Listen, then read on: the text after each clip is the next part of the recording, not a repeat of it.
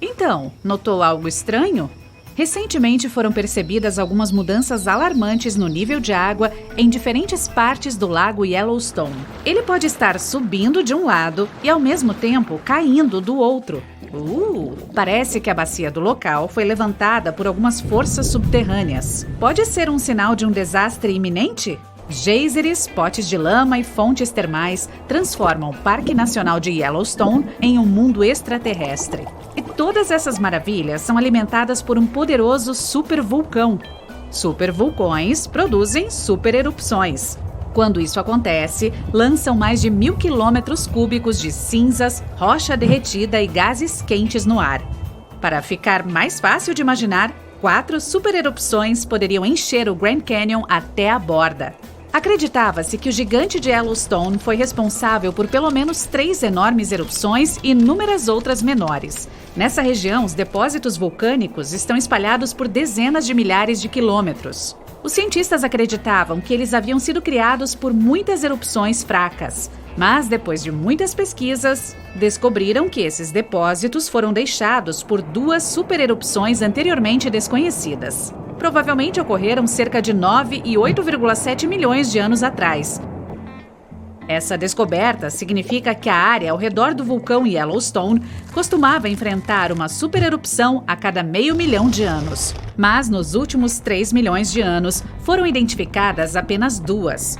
Isso faz os pesquisadores acreditarem que esses eventos catastróficos estão diminuindo, ou talvez atrasando.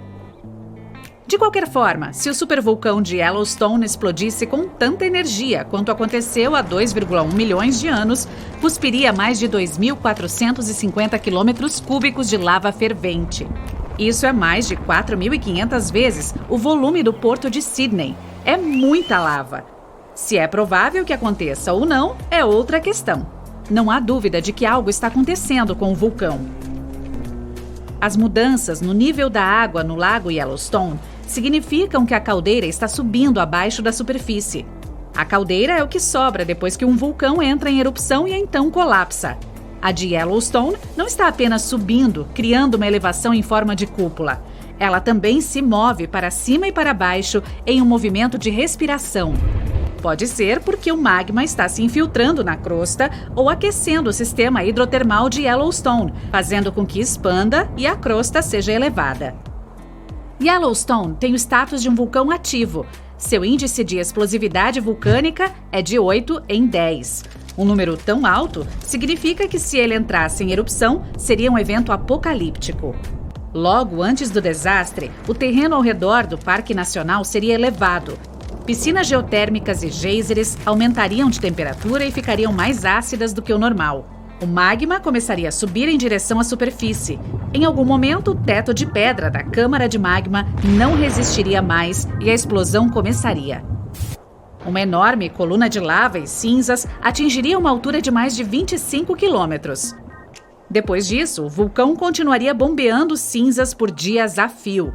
A mistura de lava, cinzas e gás atingiria temperaturas superiores a 1.000 graus. Viajaria pela área a uma velocidade de 480 km por hora, mais rápido que um carro de corrida. O ar perto do centro da erupção aqueceria até 300 graus. Uma das consequências mais perigosas seria a precipitação de cinzas. As vulcânicas poderiam se transformar em cimento vítreo em segundos após serem inaladas e entrar nos pulmões. Pessoas e animais teriam problemas para respirar. Ok, isso é um eufemismo só para você saber. Os edifícios começariam a desmoronar sob o peso dessa substância densa. Levaria apenas alguns dias até que uma camada de 3 metros de cinzas cobrisse o território de cerca de 80 quilômetros ao redor do centro da erupção. Depois que elas entrassem na estratosfera, as temperaturas em todo o mundo começariam a cair. Se a erupção fosse rica em enxofre, que é um bloqueador solar eficaz, ficaria tão frio que não haveria verão no mundo inteiro nos próximos anos. As estações das monções mudariam. A agricultura enfrentaria sérios problemas, resultando na falta de suprimentos de alimentos. Ao longo dos últimos 50 anos, a caldeira de Yellowstone subiu quase 60 centímetros. No entanto, não é preciso se alarmar. Especialistas têm certeza de que é um comportamento natural para o local. A caldeira baixa novamente após os períodos de elevação em forma de cúpula. Os cientistas pensam que o supervulcão não representa nenhum perigo no momento. Para que uma erupção aconteça, o magma no interior tem que estar pelo menos 50% derretido. Em Yellowstone, esse número é de apenas 5 a 15%. A probabilidade da erupção é de 1 em 730 mil. É seguro dizer que é um tiro no escuro. Melhor ainda, um estudo recente fez os pesquisadores acreditarem que o ponto quente pode estar em declínio agora, apesar de toda a atividade de respiração e elevação da cúpula. Ainda assim, foram muitas as discussões sobre o que poderia ser feito para evitar que uma supererupção desastrosa acontecesse. E a ideia mais popular e aparentemente eficaz foi resfriar Yellowstone. Infelizmente, há um problema. O vulcão vaza apenas 70% do calor que vem de suas câmaras cheias de magma. O resto fica dentro.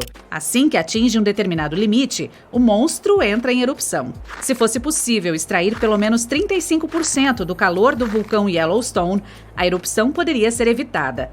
Quanto mais frio o magma, mais espesso e pegajoso fica. Ele deixa de ser tão fluido e não tenta mais subir à superfície. Depois de considerar esses fatos, os cientistas da NASA elaboraram um plano. Sugeriram perfurar um poço de 10 quilômetros de profundidade e bombear água fria pressurizada. A temperatura da água que voltaria à superfície seria de aproximadamente 350 graus. Assim, o calor seria gradualmente extraído. E se uma usina geotérmica fosse construída no local, geraria muita energia elétrica. Seria uma energia muito simples de produzir e seu preço seria muito atraente, cerca de 10 centavos de dólar por quilowatt-hora. À primeira vista foi uma ideia incrível, mas algum tempo depois começou a receber muitas críticas. Imagine perfurar a crosta terrestre indo cada vez mais fundo. Então, bam! Um bolsão hipotérmico foi atingido. Prepare-se para uma catástrofe. Isso poderia liberar gases que provavelmente causariam uma série de explosões superpoderosas. Na pior das hipóteses, isso seria capaz até de desencadear uma erupção vulcânica em grande escala. Você já conhece os resultados catastróficos, desde fontes de lava e avalanches de rochas derretidas até mudanças climáticas em todo o mundo. Sim, não é nada bom. Ou, digamos, você está perfurando um poço para levar água fria ao vulcão. Então, acidentalmente atinge a câmara de magma. Nesse caso, em vez de resfriar o gigante, tornará o topo da câmara de magma muito mais frágil do que costumava ser. E toda a construção corre o risco de desabar a qualquer momento. E não esqueça que uma perfuração também pode liberar gases tóxicos. Eles geralmente se acumulam no topo do reservatório de magma. Mas pode ficar bem pior.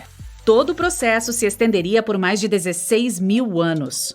Esse método é muito arriscado para resfriar o vulcão tão rápido quanto as pessoas provavelmente gostariam. E os cientistas não têm 100% de certeza de que quando a construção do sistema de resfriamento estivesse concluída, o vulcão permaneceria frio por pelo menos mais 100 anos. E por último, mas não menos importante, o projeto de resfriar um pouco o supervulcão de Yellowstone custaria assustadores 3 bilhões e meio de dólares. Um preço enorme para algo que pode não funcionar. A propósito, Yellowstone não é o único vulcão que tem uma cúpula de lava que está subindo no momento. Ela é criada quando o magma chega à superfície e depois se acumula ao redor da abertura. Cientistas encontraram uma dessas dentro de um vulcão submarino no Japão. É uma cúpula com mais de 600 metros de altura e mais de 10 quilômetros de largura.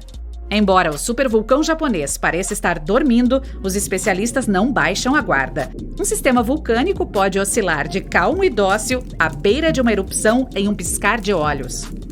Outra enorme cúpula está crescendo nos Andes centrais, no topo da maior loja de magma ativa do planeta.